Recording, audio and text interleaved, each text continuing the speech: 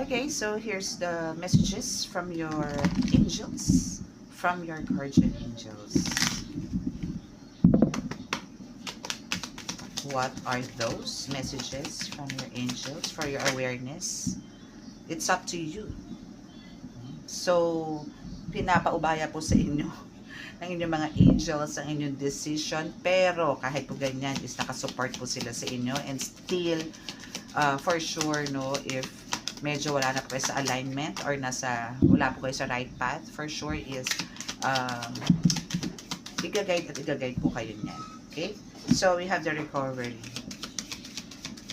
So, parang ano dito ha, may confusion ka. No, that's why andito si recovery. Maybe talagang andito ka na, medyo hinga-hinga ka na kumbaga this time, but and because of God, Jesus Christ is at your back, no, na talaga nagbibigay sa'yo ng guidance din, and healing at the same time, lalong-lalo na sa inner soul mo. So siya rin is kini-cleanse at the same time, no, ang iyong romance.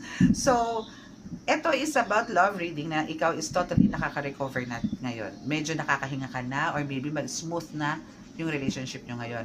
And for sure, it's up to you kung still i-embrace mo yung nangyayari sa iyo ngayon, or i-let go mo yung mga nangyari. No? Or parang, ano ba, ready ka na ulit to face those trials again with your person, or, ano mo yun,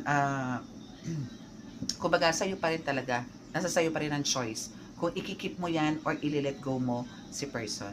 Okay? So, but, ang importante po dito is andito ka na nasa recovery stage ka na.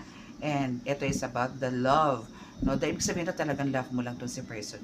Kaya, andito ka, magtitiis uli, handa uli magtiis. Maybe because of andito yung marami kayong, may kids, no? Or may sinasaalang-alang ka.